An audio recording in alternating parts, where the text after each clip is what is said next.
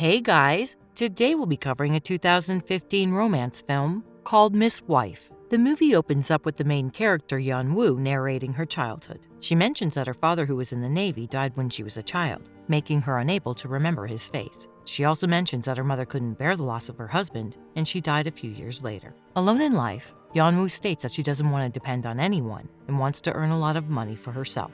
The scene then shifts to the present, where Yeon-woo has succeeded in becoming a top lawyer and earning a lot of money. She's determined to take on any case, as long as she's supplied with the desired amount of money. One day, the chairman of a wealthy company, the HK Group, asked Yeon-woo to handle his son's case. Turns out that his son has sexually assaulted a girl. Yeon-woo still defends him, and to everyone's surprise, she threatens the victim's parents to make their daughter's face public and defame her. Realizing that they are poor and can't afford to fight the case against the wealthy group, the victim decides to drop her case and walks away. In the next scene, the chairman of the HK Group asked Yeon-woo to help him clear the nearby slums so that he can build a commercial building there. He also offers her a BMW and a VVIP Platinum card as a gift. Seeing the expensive items, Yeon-woo immediately agrees to help him clear the area. Following this, Yeon-woo arrives at her apartment, which is one of the most expensive in South Korea. She lives alone, enjoying a luxurious lifestyle with all the money she has earned. Later, she drives her BMW and visits a place where she keeps the memories of her parents, along with their ashes. On her way back, Yeon-woo nearly collides with an oncoming truck, but manages to avoid a collision. Suddenly, a cat appears in front of her, causing her to swerve into the guardrails. When Yeon-woo opens her eyes, she finds herself in heaven. Confused, she goes to the receptionist and shows her birth card. The receptionist checks the record and is taken aback. The receptionist approaches the director of heaven and tells him that there has been a blunder in the record. After knowing that Yeon-woo is scheduled to die in 2054, the director of heaven, Director Lee, apologizes to Yeon-woo for their mistake.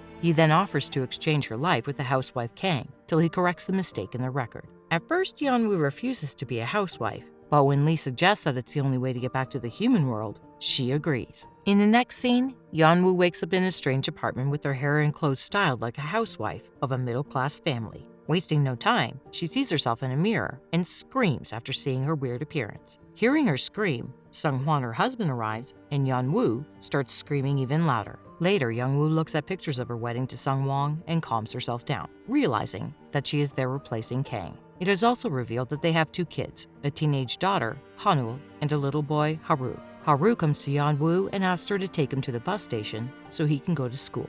As requested, Yeon-woo takes him to the bus station, but when she is about to return home, Kang's friends, whom Yeon-woo doesn't recognize, take her to a part-time job. This implies that Yeon-woo's current family is not in good financial condition.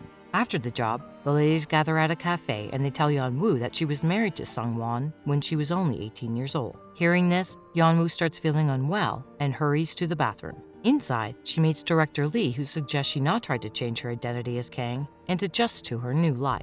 In the next scene, Yeon-woo decides to live the life she wants and heads to the supermarket. There, she buys some expensive food items, but when it's time for the payment, her credit card hits its limit. Later, after the children are asleep, Sung-hwan tries to make love to Yeon-woo, reminding her that it's their dirty night. But to his surprise, Yeon-woo acts strange and starts accusing him of marrying an 18-year-old girl and forcing her to have children. All of a sudden, she behaves like a lawyer and yells at Sung-hwan. After that, she decides to sleep alone and goes to the living room. The next day, Yeon-woo makes her way to her old apartment and takes out her VVIP Platinum card gifted to her by the chairman of the HK Group. Taking the card, she goes to a shopping mall and buys designer clothes and bags for herself. However, during the payment, Kang's name appears as the owner of the Platinum card, and Yeon-woo's signature does not match hers. Because of this, the cashier looks at her with suspicion, but lets her go with the clothes. In the following scene, Sung-hwan returns home from work and approaches Yeon-woo. He confesses that it was his mistake to marry her at a young age, but also angrily mentions that it was she who pleaded with him to marry young.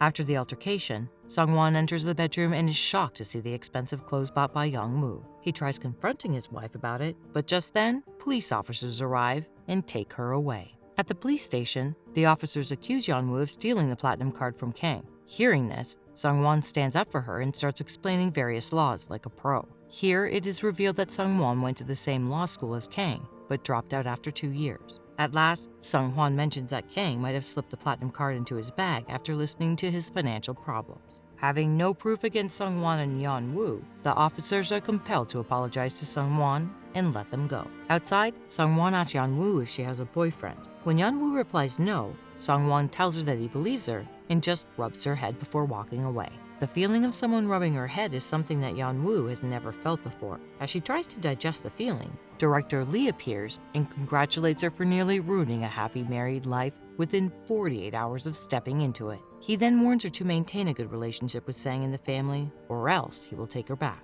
In the next scene, Sung-hwan asks Yeon-woo to join him at the district office party. At first, Yeon-woo refuses to come with him, but after remembering director Lee's warning, she agrees to attend the party. The scene then shifts to the party where Sung-hwan is surprised to see Yeon-woo dressed like a beautiful actress. He then introduces her to the chief district officer. When Sung-hwan tries to explain about building a barrier around the subway, his office's director Choi arrives and interrupts his conversation with the district officer. He then objects to Sung-hwan's plans and suggests renovating the footpath. Later at the dinner, Yeon-woo suggests the district officer realize the common people's problem and build the barrier wall instead of the footpath, which is still in good condition. Enraged with Yeon-woo's suggestion to the district officer, Choi meets with the couple after dinner and belittles Sung-hwan for bringing his wife to defend him. Choi also calls Yeon-woo a bitch. Hearing Choi cursing his wife, Sung-hwan punches him in the face. After that, the couple goes to a local bar and starts drinking some alcohol. Here, Sung-hwan mentions that he can tolerate anything, but not someone insulting his wife.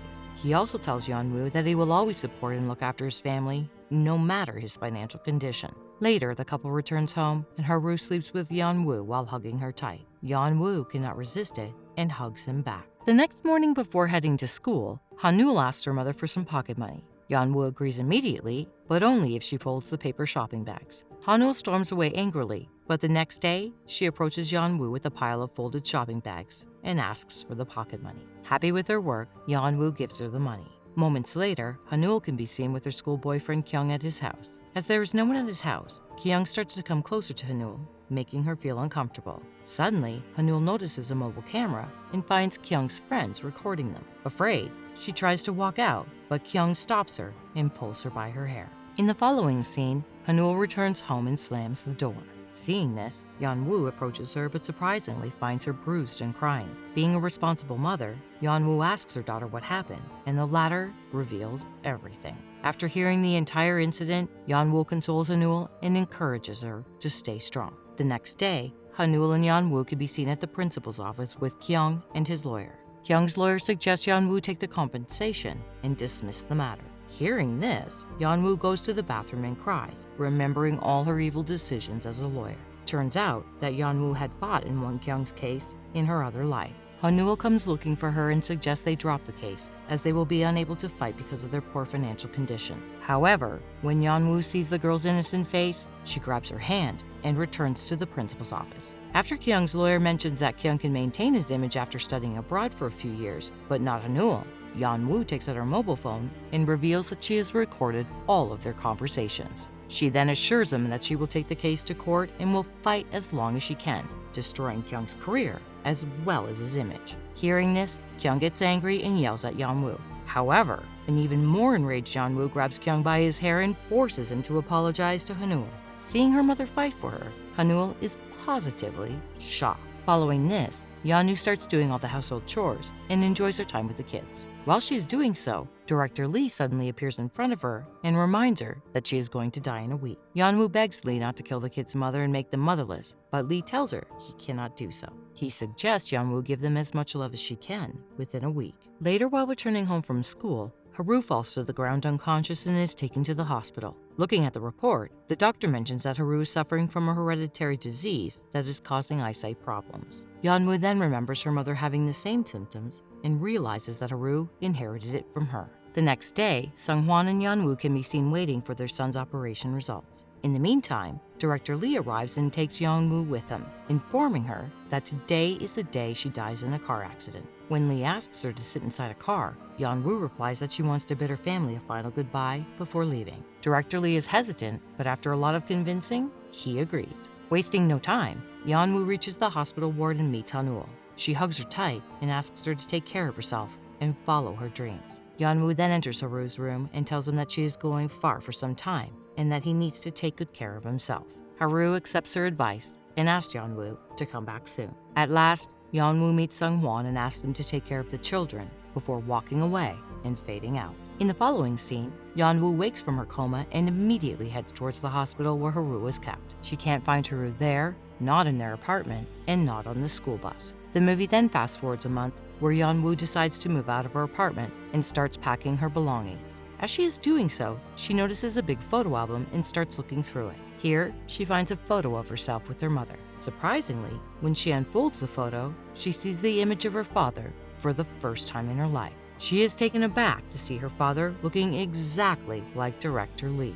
Yeon-woo then decides to visit New Zealand, as it is the place where her father died. In the last scene of the movie, while Yeon-woo is inside a plane searching for her seat, she notices Haru, Hanul, and Sung-hwan in the same plane. She asks Haru about why they are going to New Zealand, and Haru replies that his mother died recently, and they are going to New Zealand to spend some quality time with her aunt. The movie ends with Yeon-woo smiling and mentioning that she is going to New Zealand to meet her father.